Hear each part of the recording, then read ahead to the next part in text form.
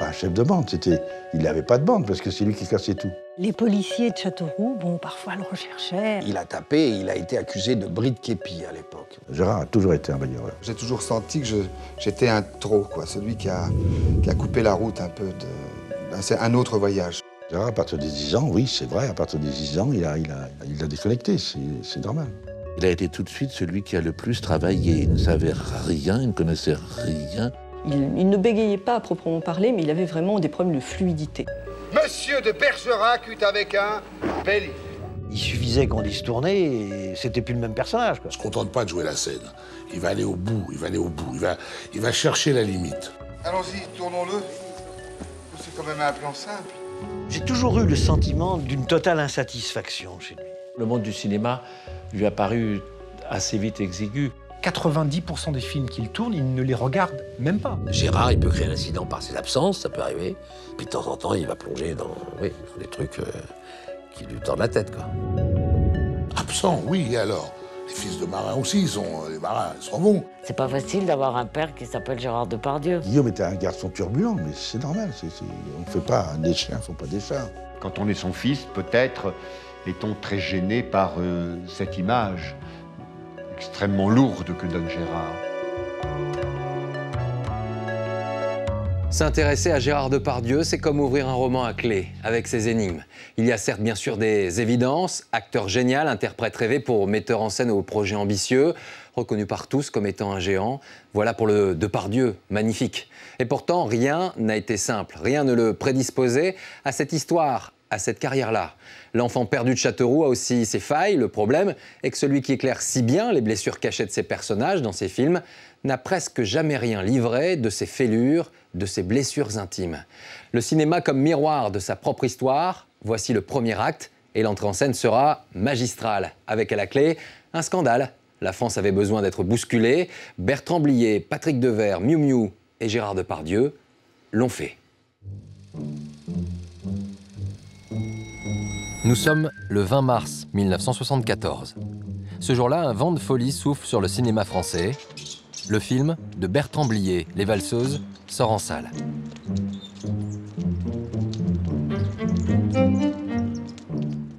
Les Valseuses, ça a été un événement quand même. Hein. Moi, je me souviens de la première au Balzac. Le film s'est arrêté et il y a eu un silence de quelques secondes parce que tout le monde était comme ça sur le fauteuil et après les applaudissements et la standing ovation.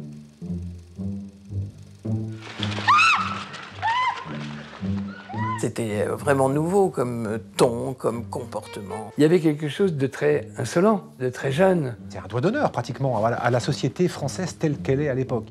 Aux côtés de Patrick Devers, Gérard Depardieu incarne un jeune voyou, sans foi ni loi. Ursula, tu hantes mes nuits.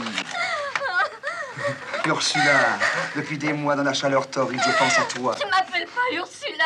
Comment tu t'appelles? Suzanne. Oh, Ursula, à moi. Gérard, dans Les Valseuses, tu ne peux pas te dire une seconde à la fin du film, je peux jouer le rôle à sa place. C'est fini, c'est terminé, c'est pour l'éternité, c'est lui. Et pourtant, ce rôle qui va le révéler au grand public, Gérard Depardieu a bien failli ne jamais l'interpréter. Gérard Zing est à l'époque le premier assistant de Bertrand Blier. C'est lui qui est chargé de trouver les comédiens pour ce film. Le scénario n'était pas totalement fini. Et donc, je suis parti à aller chercher les comédiens. Et curieusement, donc, c'est vraiment quasiment le premier jour de travail que je suis tombé sur Gérard. Et j'ai amené Gérard à un rendez-vous avec Clodon et Blier. Clodon et Blier vont recevoir Gérard Depardieu pendant plus d'1 heure. Et le verdict sera sans appel. Et au terme de ce rendez-vous, Clodon a conclu qu'il était formidable, le garçon, il était bien, qu'il avait la niaque, mais que ce ne serait pas lui parce que c'était un jeune premier agricole et qu'il ne plairait jamais aux femmes. Mais Gérard Depardieu veut le rôle et il va tout faire pour l'obtenir. Il est venu tous les jours prendre un verre avec moi à 5 h du soir, ce qui faisait qu'il passait devant Clodon, producteur, devant Blier, qui bien sûr, de temps en temps, le saluait, parlait de ça. Mais en gros, tous les jours, il est venu. Si Gérard Depardieu veut à tout prix ce rôle, c'est que ce personnage des Valseuses Il a tout simplement le sentiment de le connaître mieux que quiconque. Son rôle dans Les Valseuses, c'est très proche du Gérard que j'ai connu adolescent.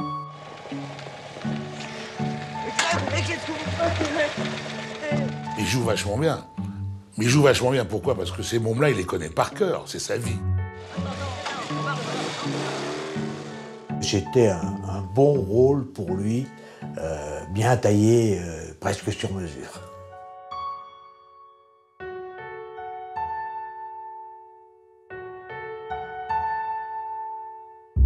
Nous sommes dans les années 60, à Châteauroux. Dès l'adolescence, la vie de Gérard Depardieu déjà ressemble à celle du personnage de Jean-Claude dans Les Valseuses. Une vie de bohème faite de rencontres plus insolites les unes que les autres.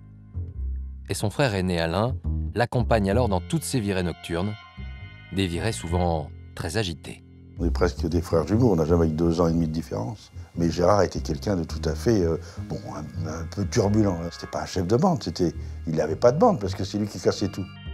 À l'époque, Gérard Depardieu fréquente beaucoup les bars, et notamment celui-ci situé près du centre-ville. Sur cette photo, il pose tout sourire avec l'ancienne propriétaire des lieux. Il paraît que c'est une des rares photos de l'époque de Gérard, avec ma maman. Il n'est alors qu'un adolescent, et il a déjà un physique d'adulte. Il était vraiment costaud, balèze, il était mince et superbe. Il avait pratiquement la stature qu'il a maintenant, donc il en imposait un peu, il en profitait. Et il avait une gueule pas rassurante. Une stature qui va s'imposer à Châteauroux. La ville abrite à l'époque la plus grande base américaine d'Europe, et dans les bars, Gérard Depardieu fréquente les GIs qui vont lui faire découvrir ce que le reste de la France ne connaîtra que bien plus tard. Dans cette boîte particulièrement, Joe From Men, on buvait du martini en grande quantité. Ici, c'est le premier endroit en France à avoir servi des hamburgers et du chili. Il avait déjà tout avant tout le monde. Que ce soit les jeans, que ce soit les cigarettes, que ce soit le coca, que ce soit les ham cheese, les cheeseburgers. Tout. On avait déjà tout. Châteauroux a alors des airs de Far West. Comme dans les saloons, les bagarres sont monnaie courante. Et Gérard Depardieu va très tôt se tailler une réputation. Un jour, je suis rentré dans une boîte de nuit et il y a un Américain qui était bourré, je ne l'ai pas vu arriver et puis qui m'a donné un coup de tête. Il m'a défoncé. Je l'ai cherché avec Gérard pendant une nuit. Et là, ça a été le vrai tabassage. Il a dit, je ne comprends pas pourquoi tu casses... T'as foutu un coup de tête à mon frère Alain, il t'a rien fait, et blanc. C'était comme ça. Gérard a toujours été un bagarreur. Je crois que mon père l'a mis à la porte suite à ça. Des bagarres qui vont lui valoir ses premiers ennuis avec les forces de l'ordre. Il y a eu une arrestation qui a compté. C'est une histoire de castagne dans un bar. Gérard détestait les flics et il en a toujours horreur. Ils ont voulu le faire monter pour vérification d'identité dans un panier à salade. Mal leur en a pris. Parce qu'il a tapé. Il a tapé et il a été accusé de bris de képi à l'époque. Les policiers de Châteauroux, parfois le recherchaient. Effectivement, qu'il y a eu des ennuis avec pas la justice, mais la police. Là. Quand il ne se bagarre pas, Gérard Depardieu fait de la contrebande. Il a mis sur pied une entreprise de trafic en tout genre, avec la base américaine. Il avait une caractéristique, c'était le culot quand même. Et il avait réussi à beaucoup plus s'introduire que d'autres dans le milieu américain. On avait la chance de pouvoir acheter des cigarettes beaucoup moins chères, des jeans beaucoup moins chers, et on les revendait. Les clopes, c'est vraiment un truc qui nous intéressait parce que ça se revendait très bien. Il y a un moment, il a vraiment joué. Il était avec un ami à lui qui a acheté de grosses quantités pour effectivement faire de gros bénéfices. Autre similitude avec le film de Bertrand Blier, une certaine liberté sexuelle. La préfecture de l'Indre est alors une plaque tournante de la prostitution. Les fameuses prostituées de Paris passaient le week-end à Châteauroux. Elles arrivaient les jours de paye. Celles qui avaient gagné beaucoup d'argent repartaient le lundi en taxi, tandis que celles qui avaient gagné moyennement repartaient à Paris par le train. Gérard Depardieu est aussi très introduit dans ce milieu de la nuit. Il joue alors les gardes du corps pour ses amis prostituées. Il avait 2 copines qui faisaient un peu, je crois, les putes aussi. Je les ai connues, mais je peux pas... Je me souviens de leur visage, mais je suis incapable de dire leur nom. C'est pas des prostituées, c'est des Enfin, si on veut, oui, c'était des prostituées qui venaient à Châteauroux pour faire le tapin. Depardieu a alors toutes les clés en main pour devenir un vrai caïd. Nous, on avait tout. On avait le sexe, on avait l'alcool, on avait tout. On avait l'argent, le sexe et l'alcool. Qu'est-ce que vous voulez avoir de plus? À 13 ans. Mais un événement va venir bouleverser la carrière du jeune voyou de Châteauroux. Nous sommes le 2 avril 1968. Ce soir-là, deux jeunes roulent à vive allure dans les rues de la ville. À la sortie de Châteauroux, sur ce pont, le véhicule fait une embardée. Tous les jours, on prenait ce virage. Donc l'autre, il a dû trop appuyer sur le champignon, et puis... Donc elle s'est envolée, et puis le virage, et puis il est parti. La voiture tombe dans l'Indre. L'un des passagers est retrouvé mort le lendemain. Le second ne sera repêché que 2 jours plus tard. Il s'appelait Jackie Merveille, une légende à Châteauroux.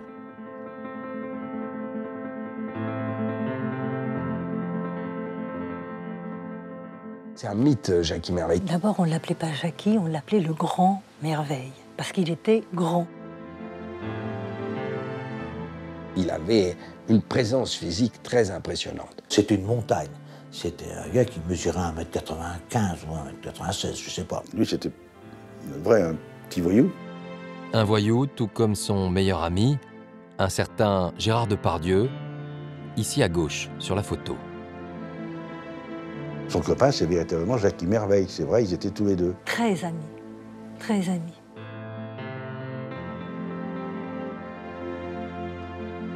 Souvent ensemble, très souvent ensemble. Ils étaient très liés, hein, très liés. C'est un couple, c'est tout. Un couple, à l'image de ce que Gérard Depardieu connaîtra quelques années plus tard avec Patrick Devers dans Les Valseuses. Gérard passait, venait le chercher, il passait en mobilette. Quand on les voyait arriver à la sortie du lycée, on se disait, mince, qu'est-ce qui va nous arriver? Du jour au lendemain, Gérard Depardieu perd son alter ego. Une mort tragique qui va bouleverser son destin. Quelques jours plus tard, Jackie Merveille est inhumé au cimetière de Châteauroux. Parmi la foule, venu lui rendre un dernier hommage, il y a bien sûr Gérard Depardieu.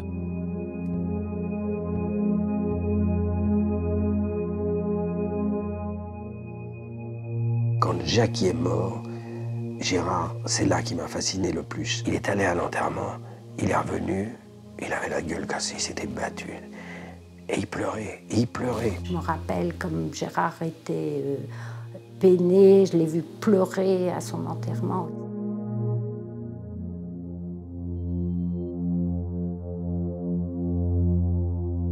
Et il me dit, je l'ai vu, putain, je l'ai vu. Je lui dis, quoi, qu'est-ce que t'as vu? Il me dit, Jackie, il était au-dessus de son cercueil. Il me regardait.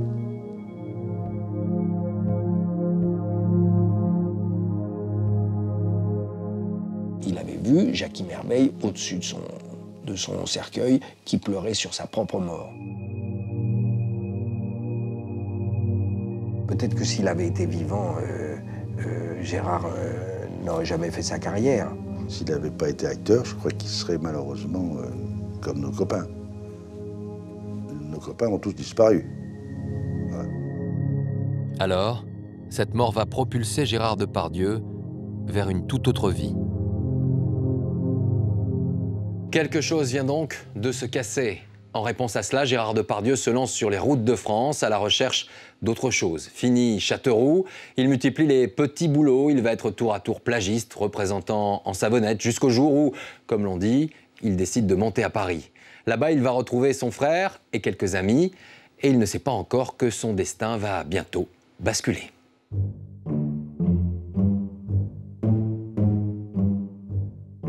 Il débarque, il sonne à la porte, je lui avais expliqué comment on venait chez moi, et je ne m'attendais pas vraiment à le voir arriver. Hein. Et elle dit, je suis passé puis si je peux coucher là. Et il est resté.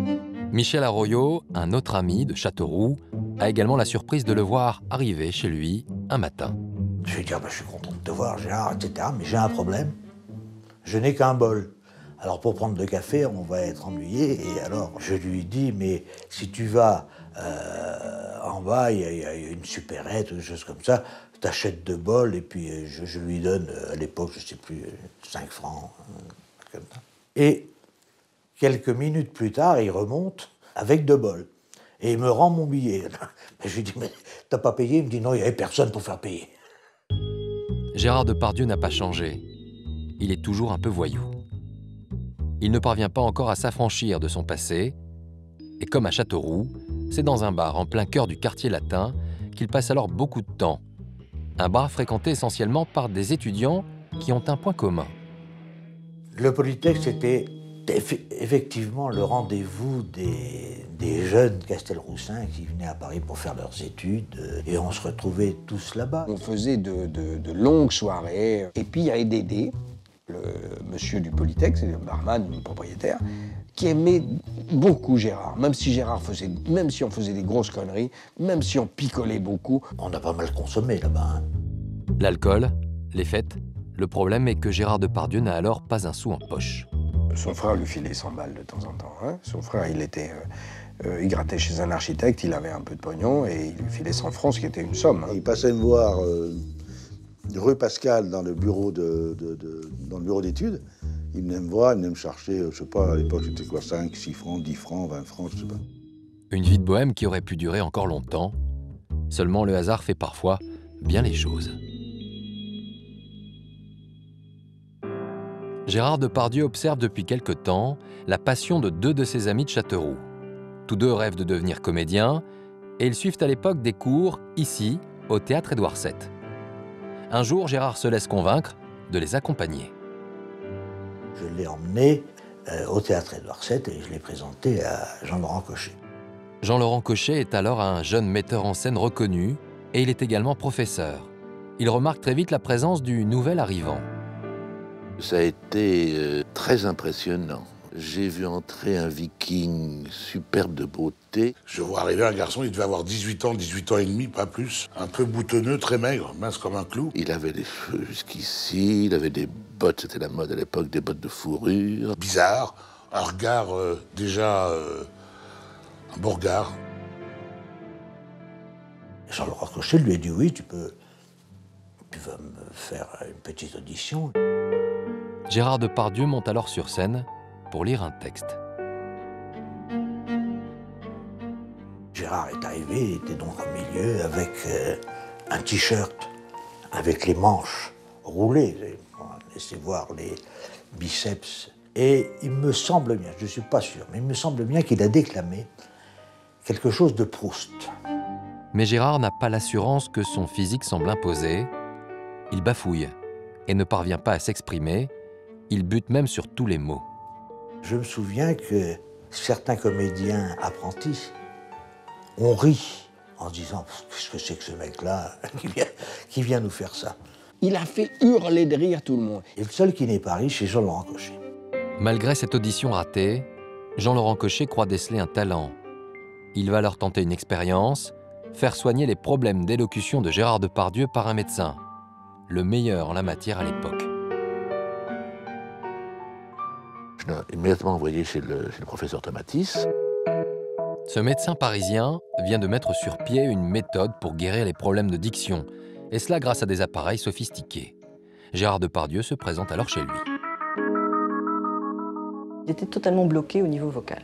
Sa voix était bloquée, sa phonation, donc son débit, son rythme, sa mélodie était très rugueux. Il ne bégayait pas à proprement parler, mais il avait vraiment des problèmes de fluidité. J'étais trop... je sais pas, j'avais un petit blocage de la parole, j'étais trop ému. Et ça se manifestait généralement par des choses physiques, quoi. Lorsque Tomatis parlait de cette première rencontre, il en parlait comme fasciné. Ce dont il se souvenait, c'était cette contradiction entre ce rayonnement qu'on percevait déjà, ce charisme, et puis cette compression justement de ce potentiel, ce blocage. J'ai appris tout ça plus tard. J'en revenais pas d'ailleurs de cela. J'ai même cru pendant longtemps que c'était un peu une blague, mais non, ce n'était pas une blague. Le professeur Tomatis, c'est vrai, il a vraiment été là pour retrouver la voix disparue. Durant un an, Gérard Depardieu va venir plusieurs fois par semaine pour corriger ses problèmes d'élocution. Gérard a été transformé par lui. Il a acquis sa mémoire, il a acquis son vocabulaire chez Tomatis. Et il s'est transformé vraiment cette année-là d'une façon considérable. L'apprenti comédien peut alors véritablement commencer sa formation. Il a été tout de suite celui qui a le plus travaillé. Il ne savait rien, il ne connaissait rien. Au bout de 6 mois, il avait tout lu. Quand nous croyons tout savoir dans le métro, lui, il étudiait les classiques. Il ne se contentait pas d'apprendre la scène, il apprenait la pièce entière. Et le résultat de ce travail se ressent dès ses premières apparitions devant la caméra, comme ici dans ce film tourné par Agnès Varda. Un des tout premiers rôles de Gérard Depardieu, il y joue un jeune voyou, épris de culture, comme un écho à sa propre vie. Rendez-moi mes livres. Pourquoi les avez-vous pris? Réponse numéro 1, non. Réponse numéro 2, parce que j'ai pas de quoi les acheter. Il était formidable, il était doué, quoi. Et il est le personnage avec sa violence, sa douceur, sa tendresse. En une seule prise, Gérard Depardieu parvient à jouer son texte sans aucune hésitation. Le mobile du vol est le besoin. J'ai besoin de livres d'art comme vous. Très bien, volez les livres, mais pas les miens, moi j'en ai besoin. Ah, tous pareils, les jeunes. La révolution, d'accord. La révolution culturelle, encore mieux. Mais à condition qu'on bouscule les vieux, qu'on dérange les bourgeois ou qu'on vole les croulants, mais pas eux. Pas eux, les jeunes. Les sacro-saints jeunes. Elle est longue, la tirade, en plus. Il est brillant de bout en bout. Puis je vais appeler maintenant. Quoi, alors appelez une ambulance ou la police. Mais vous n'oserez pas. La police, ça vous dégoûte quand même un peu. Livrer un malheureux qui a soif de culture aux geôles des prisons d'État, sans livre d'art et sans soleil. Dans nos métiers, on en voit beaucoup. Des jeunes qui viennent se présenter, qui veulent tourner ou qui veulent débuter. C'est vrai qu'ils tranchaient sur le lot, hein. Des petits rôles au cinéma et au théâtre, Gérard Depardieu s'installe progressivement dans ce métier de comédien, comme une révélation pour lui et comme une révélation pour tous ceux qui vont dès lors le rencontrer. Les problèmes d'élocution ne sont alors qu'un mauvais souvenir. Gérard Depardieu a certes de plus en plus confiance en lui, mais alors comment va-t-il réagir lorsqu'il va se retrouver devant les plus grands? En 1972, il a un rendez-vous important, un rendez-vous avec le patron. Nous sommes sur le tournage de l'affaire Dominici. À l'époque, le monstre sacré du cinéma français s'appelle Jean Gabin. Claude Bernard Aubert, le réalisateur, a choisi Gérard Depardieu pour jouer à ses côtés. Pour lui, une évidence. Je ne sais pas quel comportement il a eu, je ne sais pas ce qu'il a eu, ce qu'il a fait, quel jeu jouait-il, je n'en sais rien. Et après ces rencontres, je pensais qu'il pouvait faire ces personnages. Gérard Depardieu obtient donc le rôle. Mais il ne va pas se contenter de jouer aux côtés de Jean Gabin. Il va commettre l'impensable, improviser une scène qui n'était pas écrite dans le scénario. Depardieu, l'insolent. Il y a la scène du repas, quand Gustave est libéré et que va arriver le commissaire. À ton tour, Gustave. Il se passe une soupière et ils vont mettre de l'argent dedans pour payer justement les frais de procès de Gustave.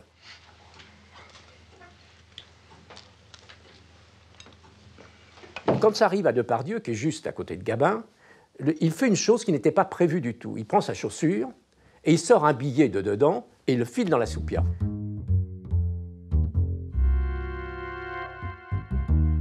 J'étais surpris, bien entendu, jamais je lui avais demandé. Et bien forcément, tout le monde se retient de se marrer, mais rien du tout. Gabin ne dit rien, et c'est terminé. Jean-Pierre Castaldi fait également partie du casting du film.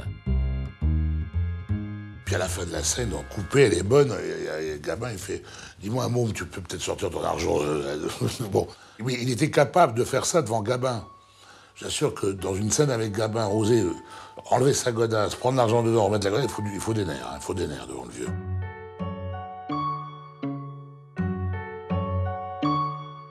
Il se contente pas de jouer la scène.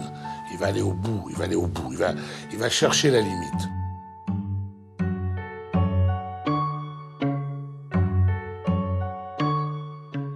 Le soir, Jean Gabin me dit « Claude, j'aimerais vous reparler de cette petite scène. » C'est la seule fois où il est intervenu sur une scène, tenez-vous bien.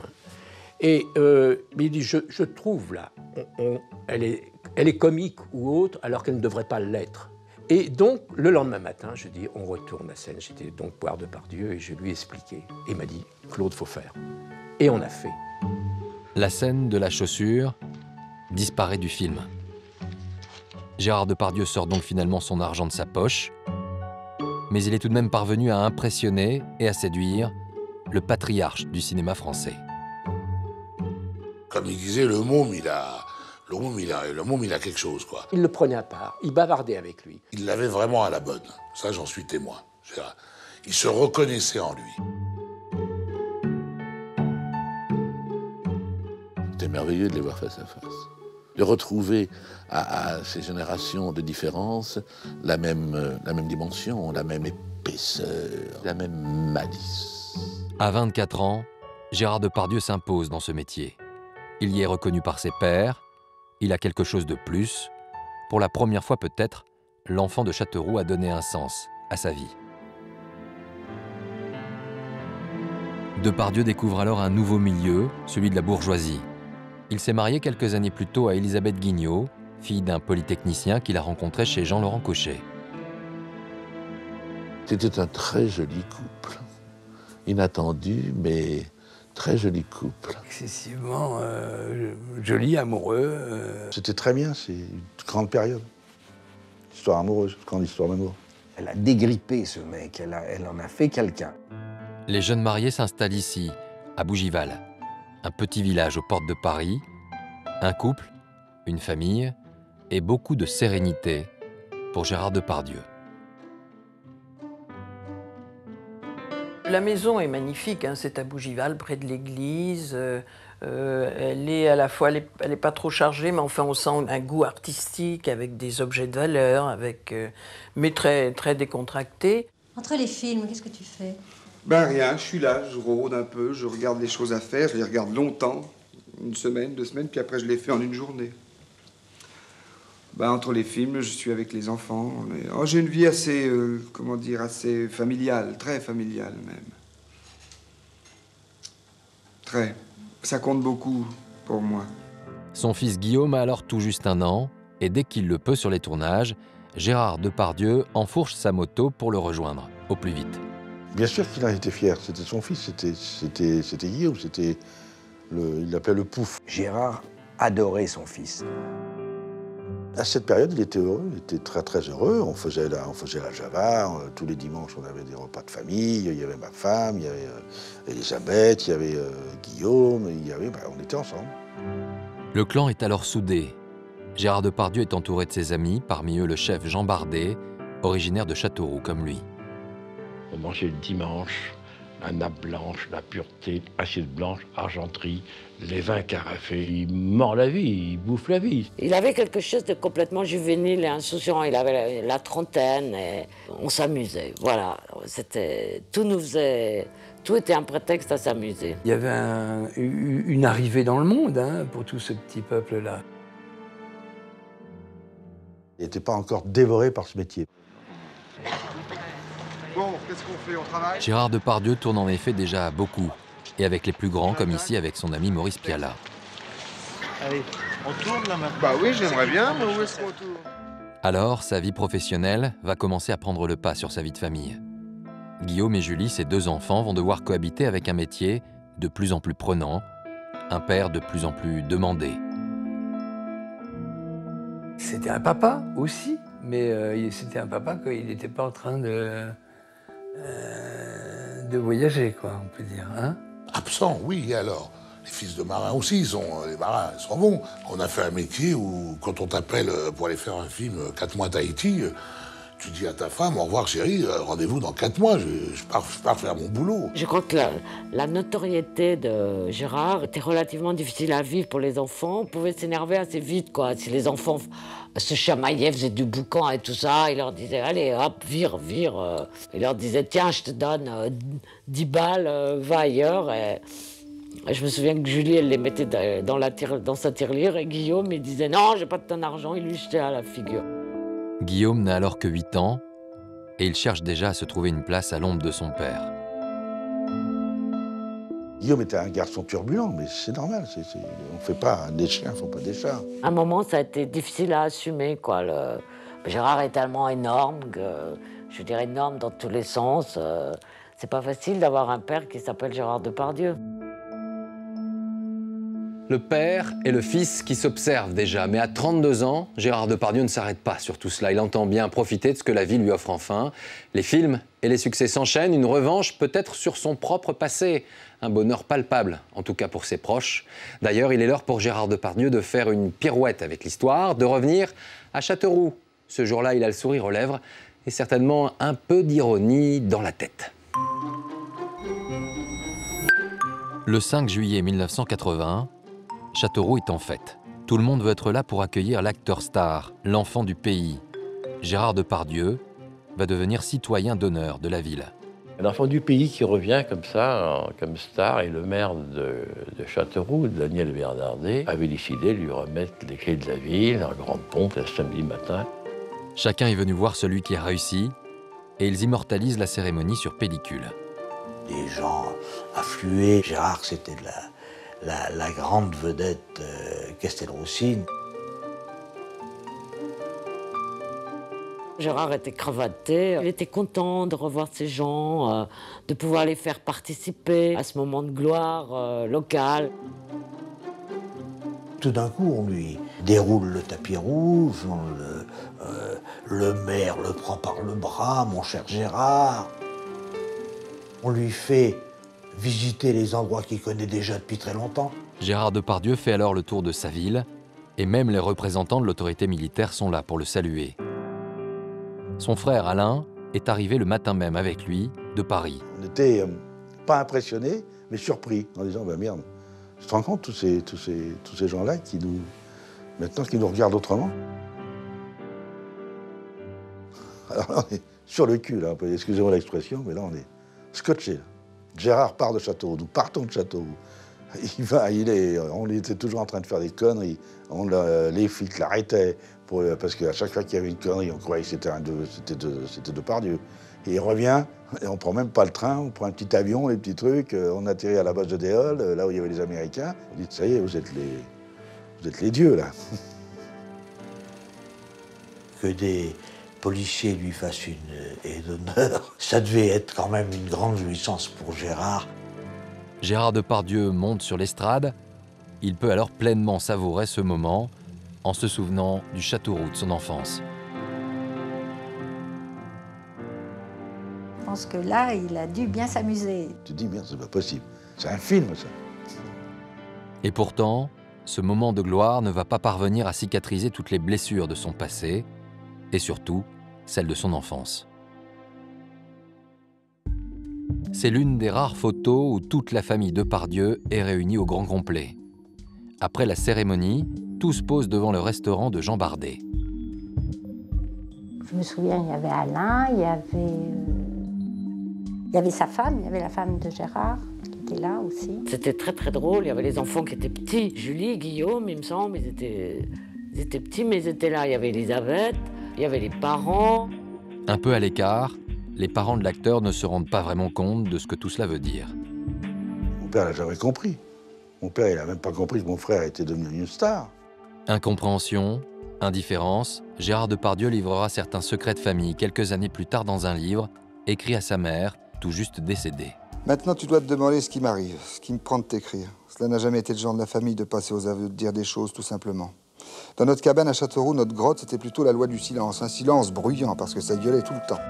Dans ce livre, Gérard Depardieu évoque son enfance passée ici, à Châteauroux, dans cette modeste maison. Sa maman ne travaille pas, son père est ouvrier, le couple a du mal à joindre les deux bouts. C'est pas une famille riche, une famille qui était dans le besoin, qui était pas pauvre, mais on mangeait tous les jours normalement, mais c'était difficile. D'autant plus difficile que Dédé, le père de Gérard Depardieu, boit beaucoup. C'est un alcoolique, mon père. Il buvait peut-être 2 ou 3 bouteilles de rouge par jour.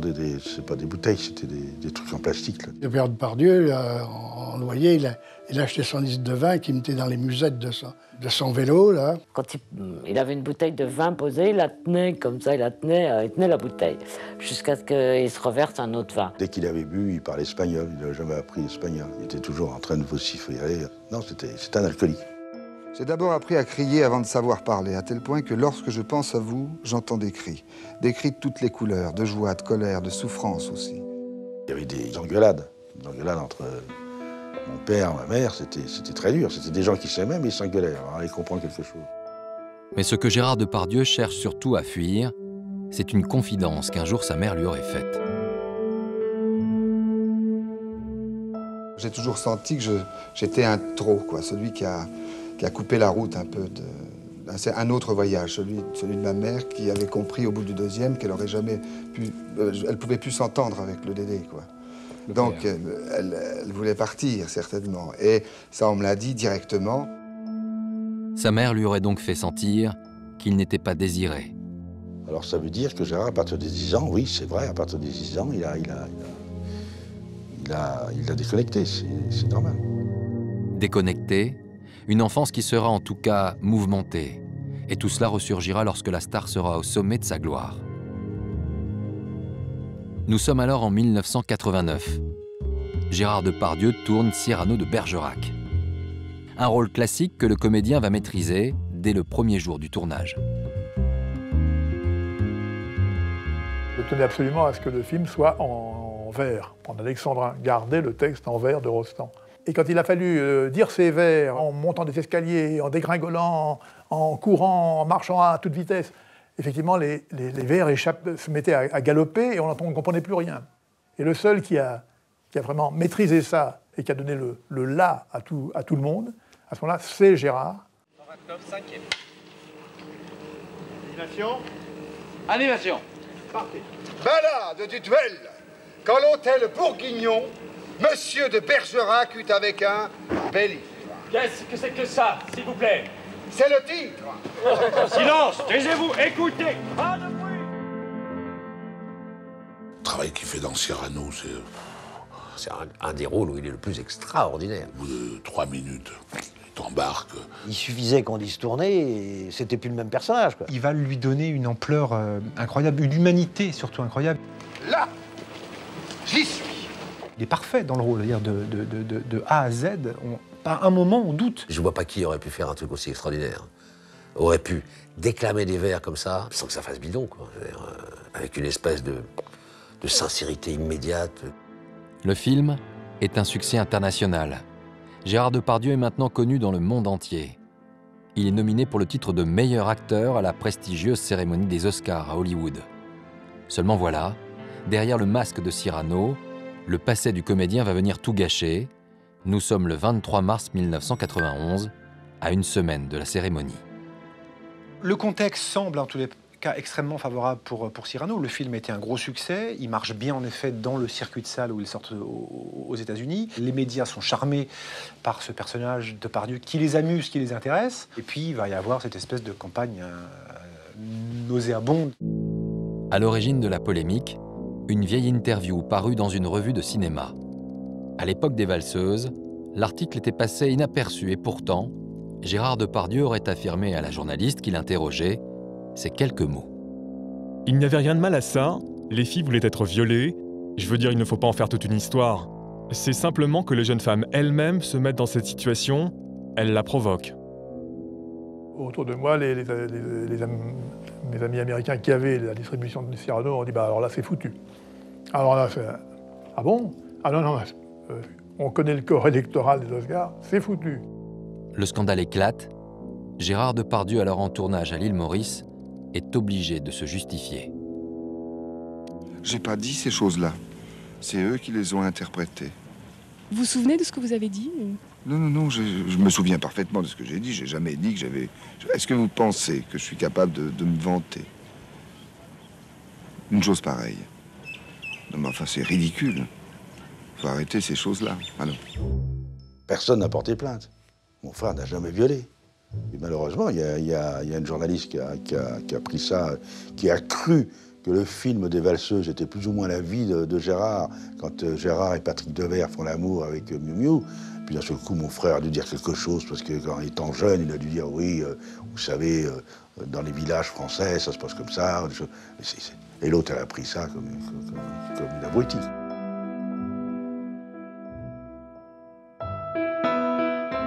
J'ai peine à imaginer, comme je l'ai connu très jeune, on avait quoi, 8-10 ans, hein, puis après adolescent, et puis après jeune homme, je vois pas. Je le vois pas dans une relation comme ça, d'emprise. Mais le mal est fait, et Gérard Depardieu renonce à se rendre à la cérémonie des Oscars. Il a compris que c'était foutu. Et moi, j'étais triste. Hein.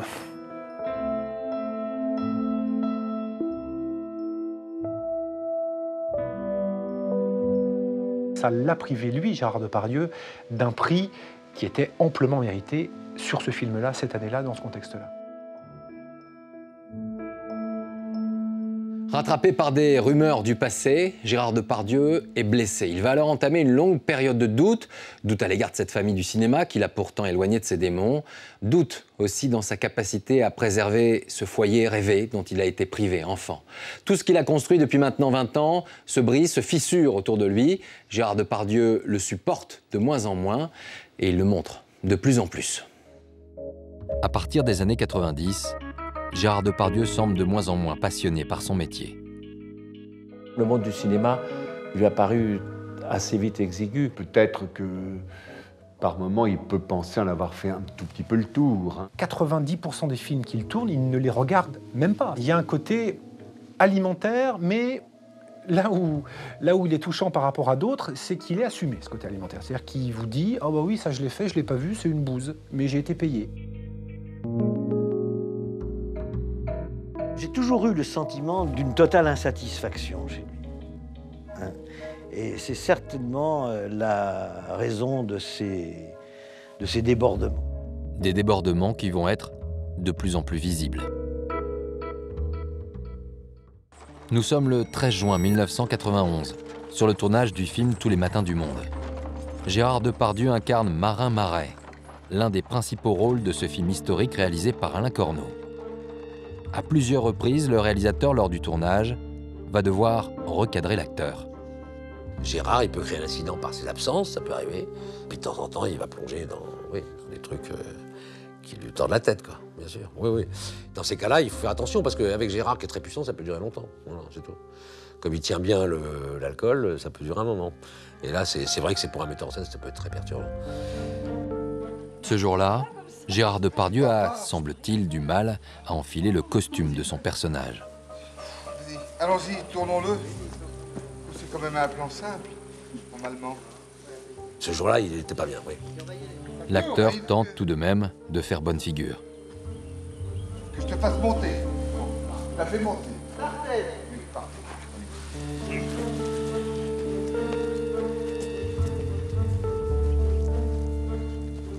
Je me souviendrai toujours, il devait monter dans un carrosse et puis disparaître. Une prise, 2 prises. Petite alerte. Au bout de 3 prises, il y avait des problèmes techniques, il est revenu, je l'ai vu de nouveau trébucher sur le petit marchepied de la diligence. Et là, vraiment, j'étais fou de rage. Je lui dis, écoute, le tournage se passe très bien. Je veux dire, ça a été merveilleux. Je sais que tu n'y peux rien, mais moi non plus, je n'y peux rien. Ah ouais, non, mais je dis pas. Donc maintenant, tu vois la porte, tu t'en vas. J'étais fou. J'étais complètement inconscient.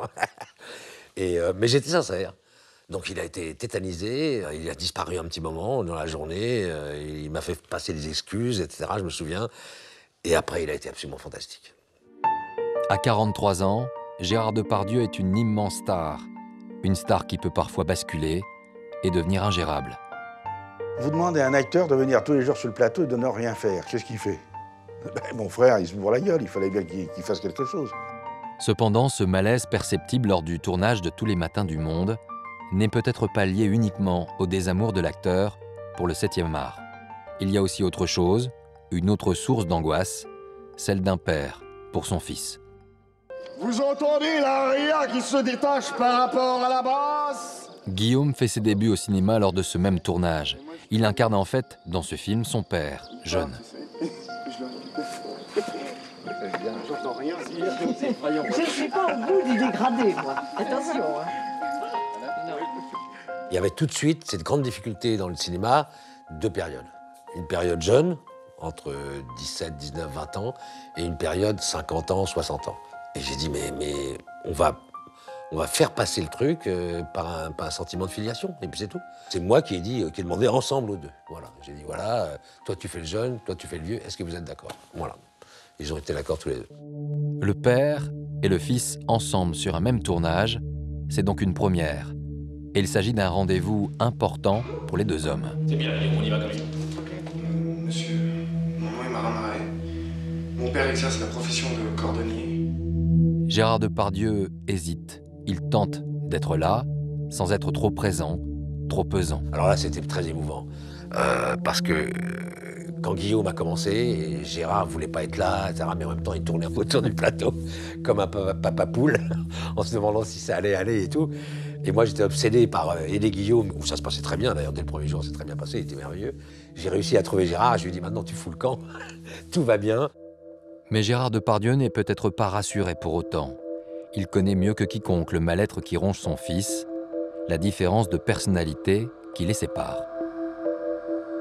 C'est vrai qu'il avait des particularités à lui, je dirais moins massives que celles de Gérard, peut-être plus en contrebande, plus en douleur. L'extraordinaire souffrance de cet enfant dès tout petit, une revendication à être heureux qui n'a jamais été reconnue, c'est de la faute de personne, il est comme ça. Une maladie contractée à la naissance, des ennuis avec la justice dès l'adolescence, les paradis artificiels, Guillaume Depardieu est devenu une source d'inquiétude permanente pour ses parents. Vous savez, t'es un garçon assez étonnant, Guillaume, hein, d'une intelligence et d'une sensibilité très vive, totalement écorché vif. Un acteur, il faut être fort. Hein. Il faut être... Guillaume était fragile. Je haïssais l'odeur d'urine où les paumes macéraient, le tabouret à lanière qui grinçait, les cris de mon père. Tout m'était insupportable. Une fragilité peut être due également au charisme d'un père à la fois absent et en même temps omniprésent. Bon, il est grand, il est gros, il est puissant, et quand on est son fils, peut-être est-on très gêné par cette image extrêmement lourde que donne Gérard, probablement. Alors, comment trouver sa place? Voilà la question que se pose peut-être Guillaume, mais également Gérard. Il a toujours aidé. Il a toujours aidé son fils. Il n'a pas arrêté de l'aider. Il l'a porté à bout de bras pendant 10 ans. Que Depardieu Gérard ait été là pour être source d'énergie et source de financement pour que certains films se montent, ça je crois que c'est une certitude, et puis c'est plutôt un geste, c'est plutôt joli. C'est toute l'ambiguïté de leur relation et toute la difficulté qu'ils ont pu rencontrer à vivre ensemble. C'est qu'en même temps, il y avait ce rapport très très fort, je veux pas que tu m'aides, bon mais enfin, si tu m'aides pas, je serai encore moins content. Et en m'aidant, tu montres que tu m'aimes. Guillaume recevra un César du meilleur espoir masculin pour son rôle dans Tous les matins du monde. Mais cette récompense ne sera qu'une parenthèse de courte durée. Toute la trajectoire de Guillaume, c'est un long « je meurs ». Je meurs, je tombe, je me coupe. À chaque fois, c'était « attention, regardez-moi, je meurs ». 4 ans de prison, dont 18 mois avec sursis. C'est la peine requise hier contre Guillaume Depardieu, qui comparaissait devant la 8e chambre correctionnelle de Versailles. Le fils de l'acteur est accusé de détention, d'usage et d'importation d'héroïne. Guillaume Depardieu a alors 22 ans. Ce jour-là, le jeune homme risque gros, une peine de prison ferme. C'était essentiellement un trafic d'usage qui lui était reproché. À l'époque, Guillaume, malheureusement, consommait un peu d'héroïne et dans ce cadre-là, a été amené à en revendre. Et le verdict tombe, implacable. Guillaume Depardieu est condamné à 1 an de prison ferme. Le soir même, il est conduit en prison. Gérard Depardieu n'est pas présent le jour du jugement. C'est son avocat qui va lui apprendre la nouvelle. L'acteur est sonné. Un jour, boum, ça dégringole, ça tombe, il y a une interpellation, il y a Bois d'Arcy, il y a une détention, et là on prend vraiment conscience des choses. Donc je crois que c'était une prise de conscience de la réalité dans laquelle se trouvait Guillaume.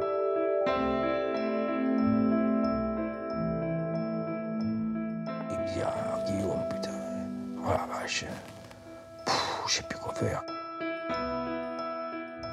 Il devait tourner, je crois, Germinal, et il venait très régulièrement, très tôt le matin, à la maison d'arrêt de Bois d'Arcy, rencontrer Guillaume. Il a été très présent. Gérard Depardieu est perdu, Finalement, son fils est allé beaucoup plus loin que lui dans ses excès. Gérard me disait depuis longtemps, quand il voyait son fils tant souffrir, tant s'indigner, il disait mais un jour, tous les jours j'attends le coup de fil. Et c'est difficile de vivre quand on entend un coup de fil aussi terrible. Et ce malaise va encore durer quelques années. Parallèlement, Gérard Depardieu ne se laisse pas abattre. Il se lance de nouveaux défis et s'invente même plusieurs vies. Le « je t'aime moi non plus » avec le cinéma, ses problèmes familiaux, Gérard Depardieu va alors vouloir se lancer dans de nouveaux défis. Voici le temps des affaires. Il vient d'acheter un domaine viticole en Anjou et il va mettre toute sa notoriété au service de sa nouvelle passion, le vin. Comme un refuge qui lui permet d'oublier les blessures ou plutôt de les masquer, un refuge qui va être aussi à l'origine de nouveaux excès. Nous sommes le 9 juin 1996, à Sotchi, en Russie. Nicole Cornu-Langlois a convaincu l'acteur de venir présider un festival de cinéma. C'était les 10 ans de ce festival dont j'avais jamais entendu parler. On me demande tout d'un coup d'en faire un événement international. Comme bon, j'avais un carnet d'adresses assez rempli. Finalement, Gérard est venu, après bien des discussions. Et Gérard Depardieu arrive en jet privé avec son ami l'industriel Gérard Bourgoin. Donc on est arrivé là-bas.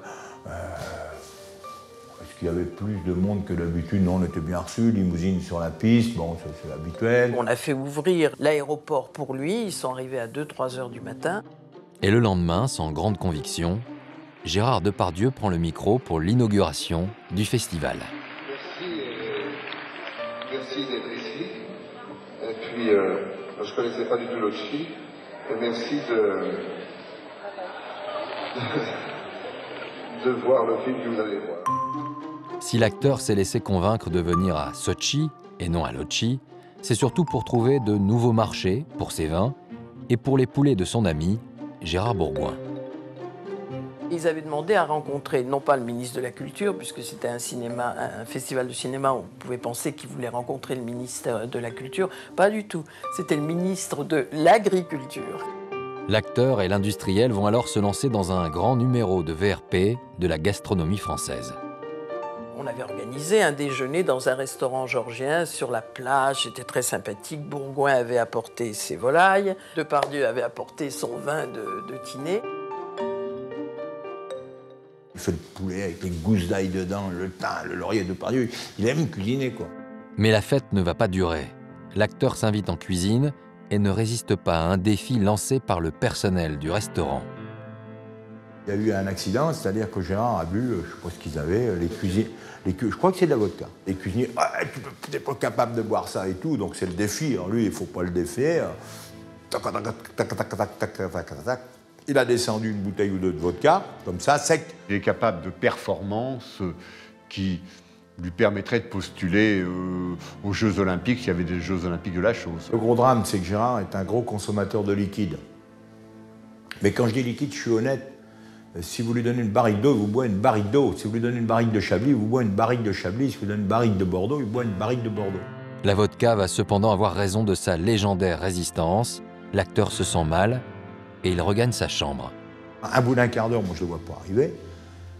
Qu'est-ce qu'il prend? Je cours dans la chambre et tout. Là, je découvre mon phénomène de Gérard, qui a eu un accident. Il est tombé sur le rebord d'une baignoire et donc il s'est ouvert le nez. Putain, heureusement que tu es là, putain j'ai mal, ça saigne. T'inquiète pas, on va bander tout ça, on va ranger ça. J'ai pris des glaçons, j'ai mis des glaçons sur le nez, on était tous affolés. On a scotché ça, sans me souvenir comme il faut, mettre des pansements. Il a voulu rentrer tout de suite, ce que je comprends. Donc à nouveau on a mis l'aéroport, on a ouvert l'aéroport et il est reparti avec Bourgoin dans l'avion. Un départ précipité, les organisateurs de l'événement sont furieux. Je ne connais pas d'autres acteurs comme lui, non? Non, j'en connais pas. On ne peut pas imaginer un Gérard Depardieu sage, fonctionnaire. C'est-à-dire il faut tout, que tout bouge, que tout bascule, qu'il mélange tout. Oui, oui.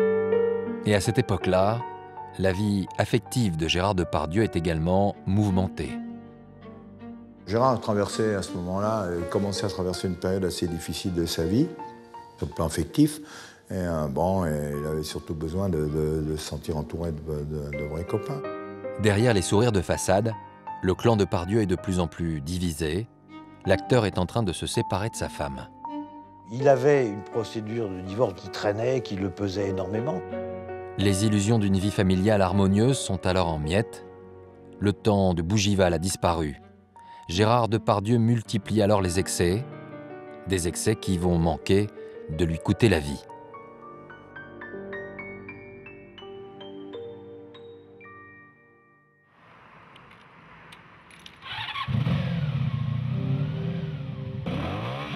Nous sommes le 18 mai 1998. Gérard Depardieu enfourche sa moto pour rejoindre le tournage du film de Claude Zidi, Astérix et Obélix contre César. Un tournage qui a lieu à une 50aine de kilomètres de Paris. On arrive le matin très tôt, on est à Préfontaine, là où il y a le camp romain, et Gérard n'est pas là, ce qui n'est pas normal, parce que Gérard est à l'heure. La veille, Gérard Depardieu était à Cannes pour le festival, mais aussi et surtout pour faire la promotion de son vin. Il est rentré de Cannes très tard, par avion, il a dormi un petit peu, et comme il avait ce tournage qu'il a probablement voulu arriver frais, il a pris sa moto. Probablement n'avait-il pas fini d'évacuer l'alcool qu'il avait bu la veille. C'est Elisabeth qui me l'a dit. Elle lui avait dit « T'es bourré, Gérard,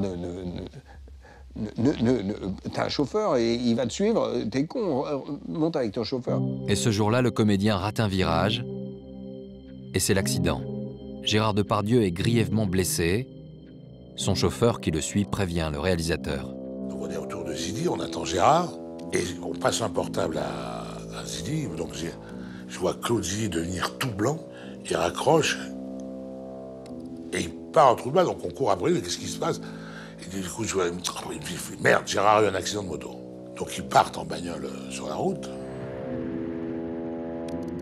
Il y a eu un accident de moto à même pas 9 km de l'arrivée du tournage, ou 4 km de l'arrivée du tournage. Et donc, nous, on suit avec une autre voiture. Et là, tu vois la moto, tu te dis, il est mort. Il est mort. Il est mort.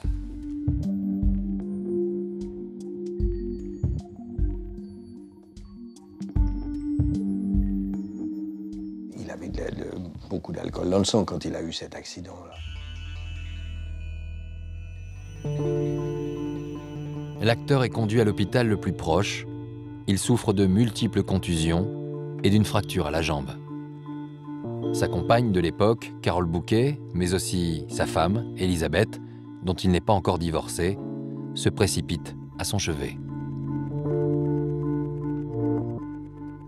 On m'appelle, on me dit Gérard a eu un accident. Je suis rentré dans un hôpital de campagne où j'ai vu Gérard Depardieu, ce géant étalé qui n'était plus que plaies et blessures. Et moi, j'ai cru que c'était sa dernière heure.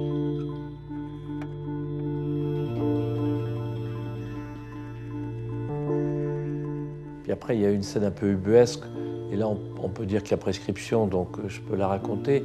À un moment également sont venues Elisabeth, dont il était séparé, et Carole, avec laquelle il vivait. Et à un moment, donc, comme vous savez, dans un hôpital, on demande quelle est la personne légitime pour informer si on opère pas. Elles étaient toutes les deux un peu à se disputer, et on a entendu la voix de Gérard qui a dit « Écoutez, je vous en supplie, arrêtez. C'est pour des raisons comme ça que je me suis jeté dans ces films barbelés. »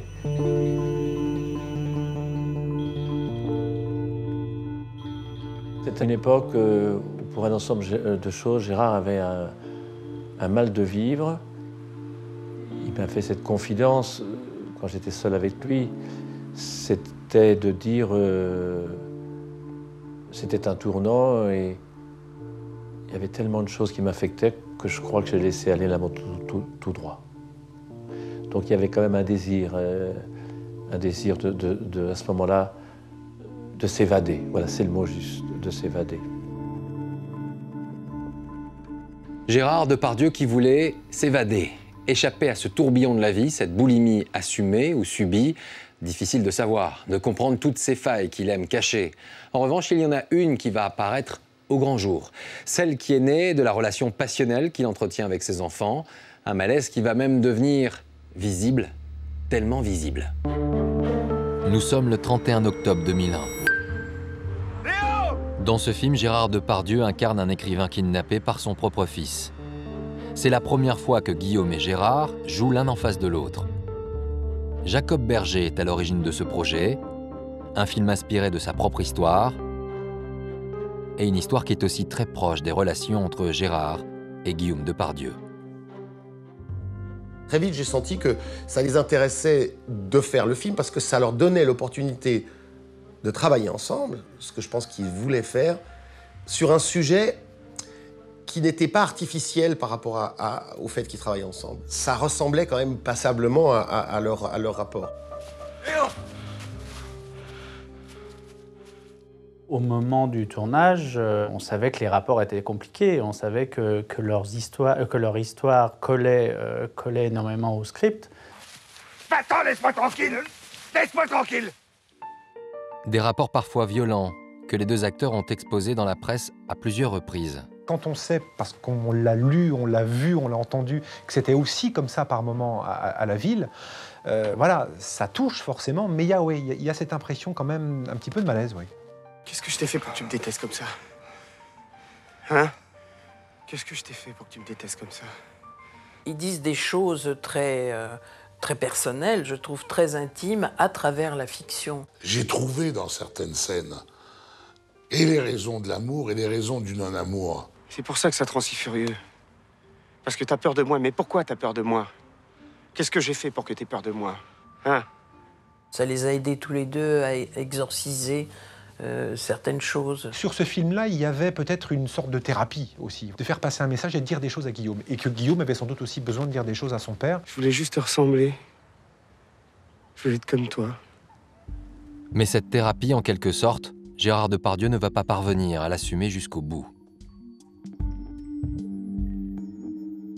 Dans le scénario, il y a une scène où le fils est inconscient, le père est assis dans la forêt, c'est une scène un peu... Et il tient la tête de son fils sur ses cuisses. Ça dit aussi quand il est inconscient, là je peux redevenir ce père, un père quoi, qui prend son fils, qui lui caresse le visage, ou en tout cas qui pose son visage sur ses cuisses.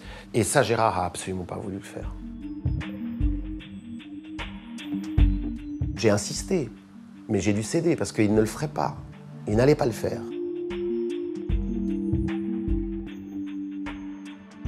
Je pense que les Depardieu sont... je ne sais pas si on est capable d'avoir une communication entre des êtres qui nous sont très proches. Cette scène, Gérard Depardieu aurait sans doute pu la jouer avec n'importe quel autre acteur, mais pas avec son propre fils. Et 3 ans plus tard, la réalité va se rapprocher de la fiction. Guillaume va lui déclarer la guerre publiquement. Le 14 février 2004, il se rend sur le plateau de Thierry Ardisson pour faire la promotion de son livre. Alors Guillaume, depuis la publication des bonnes feuilles de ce livre dans Paris Match, tout le monde en parle, c'est le cas de le dire. Et d'ailleurs, la première mise en place chez les libraires a été mercredi dernier de 80 000 exemplaires. Comme son père 16 ans plus tôt, Guillaume Depardieu décide de tout révéler sur son enfance et de régler quelques comptes avec celui qu'il appelle désormais Gérard. Alors, quand votre père a lu le bouquin, il vous a dit que certains passages n'étaient pas bien, qu'ils étaient un petit peu... Non, mais parce qu'il ne l'avait pas lu. Là, il avait juste parcouru 3 feuillets, il a dit « Ouais, Francis », il m'appelait juste pour me dire qu'il trouvait ça impudique. Ouais. Et vous lui avez dit que vous le trouviez indécent. Ouais. Il l'a lu maintenant? Je pense. Vous n'avez pas une nouvelle? Non. C'est très difficile, c'est très compliqué. Les rapports entre Guillaume et Gérard. Et là, malheureusement, je ne peux pas vous en parler parce que je n'ai pas le droit et ça me fait beaucoup de peine, mais c'est comme ça. Guillaume a écrit son livre, il a dit des choses très dures sur Gérard. Gérard a répondu très durement. C'est terrible ce qu'il dit, parce qu'en fait, il dit si ça l'aide d'écrire ce bouquin, tant mieux pour lui. C'est ça que vous attendez comme attitude, ou vous auriez attendu quelque chose de plus violent? Franchement, je m'en fous. Ouais. Ça ne m'empêche pas de dormir, c'est pas ça qui me fait lever le matin. Ouais. C'est quelque chose qui n'aurait dû que leur appartenir. Vous dites, mon père, il m'a eu trop tôt. Vous pensez que c'est ça le problème? C'est lui qui le dit, ça. Hein. Ouais, c'est lui qui le dit. Ouais. Mais je confirme. Ouais. Le témoignage d'un fils, d'un jeune homme qui souffre depuis longtemps déjà. On a eu l'occasion le dîner quelquefois avec Guillaume tout seul, en tête-à-tête, et bon, peut-être quand même été un peu marqué beaucoup par la réussite de son papa, et puis peut-être aussi un peu le manque de temps qu'il pouvait y consacrer.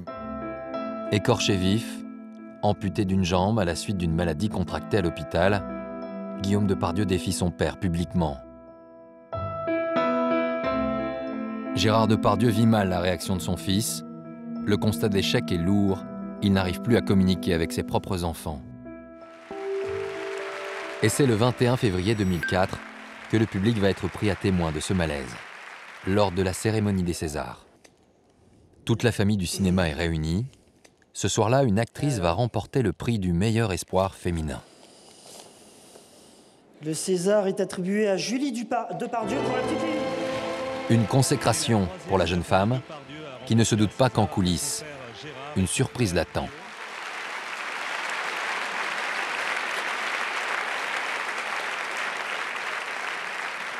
Merci beaucoup. Je ne suis pas tellement un espoir, comme je l'ai déjà dit.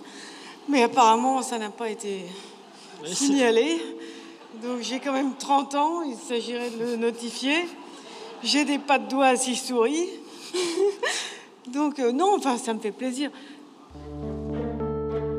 Gérard Depardieu s'invite alors sur scène. J'ai vu effectivement Gérard apparaître, un peu pâteau, sans savoir quoi faire, gêné d'être là et en même temps il voulait être là. J'ai une pensée profonde pour quand même les gens qui sont dans ma case, hein, les autres jeunes femmes. L'impression d'ensemble, c'est quand même qu'il débarque sur scène sans être tout à fait attendu. Enfin, moi, je vois la tête de Jean-Paul Rouve et la tête de Julie Depardieu. Voilà mon fardeau. Hein. Merci. Gérard Depardieu et Antoine Piala. Surprise. Quand elle dit « voilà mon fardeau », c'est terrible. Et en effet, quand il arrive, à la seconde, on voit que ça ne va pas. C'est-à-dire qu'il n'aurait pas dû venir. Voilà, bonsoir mesdemoiselles, bonsoir mesdames, bonsoir messieurs. Je suis tellement heureux.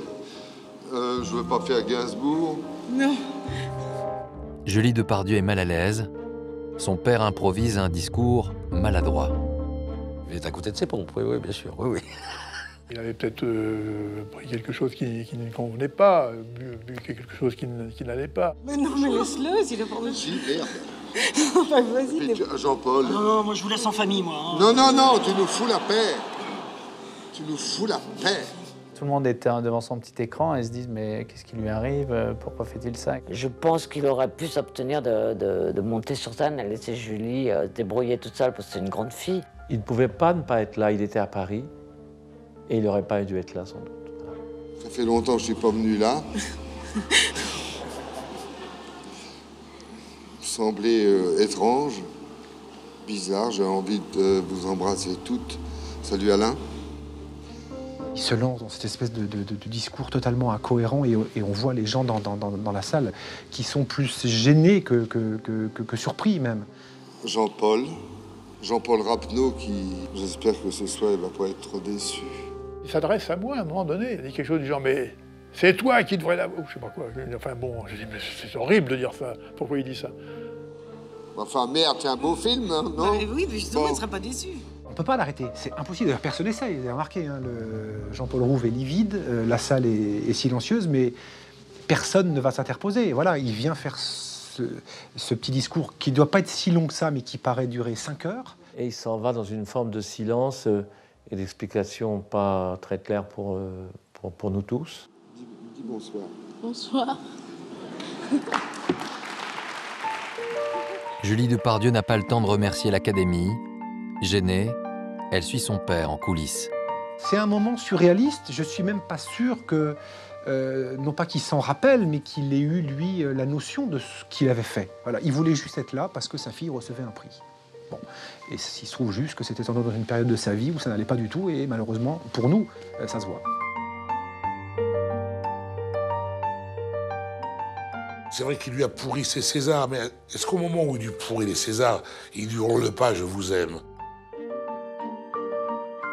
Je pense qu'il a agi comme ça par amour pur, c'est-à-dire que peu importe dans l'état dans lequel il est d'une spontanéité totale. Et je pense qu'il a voulu faire une démonstration, non pas à tout le monde, mais à sa fille, de l'amour qu'il lui portait. comme un ours. Tu sais, quand il veut te caresser, il te griffe la gueule, mais il n'a pas fait exprès. C'est une maladresse, mais c'est encore une chose que j'ai pas envie d'en parler. C'est une maladresse. Julie connaît bien son père et finalement accepte ses maladresses. Guillaume, en revanche, n'aura pas le temps d'apprendre à les accepter. 4 ans plus tard, Gérard Depardieu reçoit le coup de téléphone qu'il craignait depuis tellement longtemps. On lui annonce que son fils vient de mourir d'une embolie pulmonaire foudroyante lors d'un tournage en Roumanie.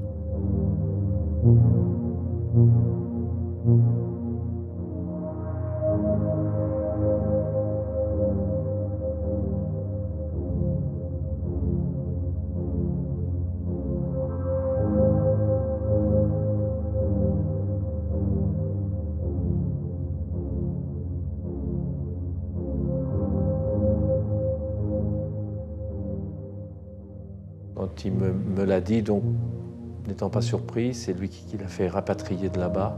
Sa voix était rarement aussi douce. Et je pense qu'il se disait que son fils ne souffrait plus. Le 17 octobre 2008, c'est ici à Bougival qu'ont lieu les obsèques de Guillaume Depardieu. Toute la famille du 7e art est réunie pour rendre un dernier hommage à l'enfant terrible du cinéma français. Gérard Depardieu, lui, veut échapper à la foule. Cet enterrement, finalement, qui s'est révélé très beau, mais qui avait un peu un côté exhibitionniste, il le vivait mal. Et c'est donc pour ça qu'il m'a dit « je viendrai au dernier moment entrer dans l'église », ce qu'il a fait.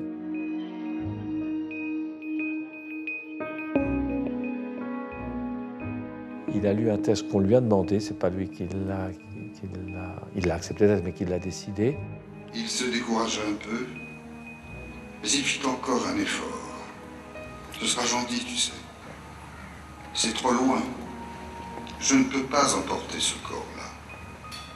C'est trop lourd. Je sentais une immense douleur, un immense vide. Peut-être de tout ce qu'il n'a jamais dit à ce môme. Peut-être que tout ce qu'il n'a jamais su lui dire, j'en sais rien. Après, ils ont fait une espèce de verre sur les bords de la Seine.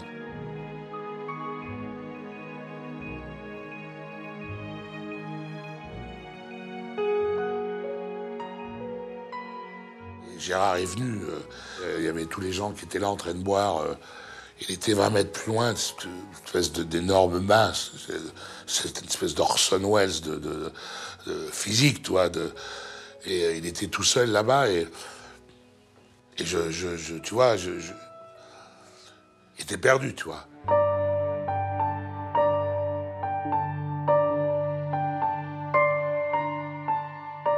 Et il est parti tout de suite après. Il a pris sa moto, il est parti. Mais c'était l'homme le plus seul du monde, ce jour-là, sur sa moto. Mon frère, il était seul. Il est toujours seul. Seul et hanté par les fantômes de son passé. Jackie Merveille, son ami d'enfance, disparu tragiquement. Ses parents, sa mère, la Lilette, et son père, le Dédé, avec qui il n'est jamais parvenu à communiquer vraiment. Des morts si chers et encore si présents. Gérard renaît toujours de ses cendres. C'est ça qui est extraordinaire, c'est que cette vitalité, cette force de création, tout ça, c'est inscrit en lui. Et même là, à 60 ans, après la mort de son fils, il renaît tout le temps.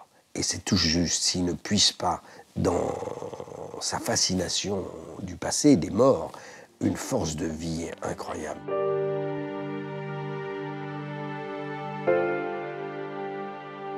Toute ma vie est là. Pendant que je restais en bas dans l'ombre noire, d'autres montaient cueillir le baiser de la gloire. Gérard Depardieu touche, dérange, fascine. Il a certainement depuis toutes ces années eu besoin et envie de nous dire beaucoup de choses. Par pudeur peut-être, il ne les dit bien souvent que dans ses films. Alors que faut-il retenir de tout cela, de cet incroyable destin ? Cyrano de Bergerac, Germinal, Vincent, François-Paul et les autres, Le Dernier Métro, ou encore Mon Père, ce héros. Des films, une vie, et puis Châteauroux bien sûr. Et cette phrase, signée Depardieu, « J'ai eu la chance de naître dans une famille pauvre, illettrée et presque moyenâgeuse. On n'en finit jamais avec les choses de son enfance. Ça vous tient. Belle fin de soirée et à bientôt. »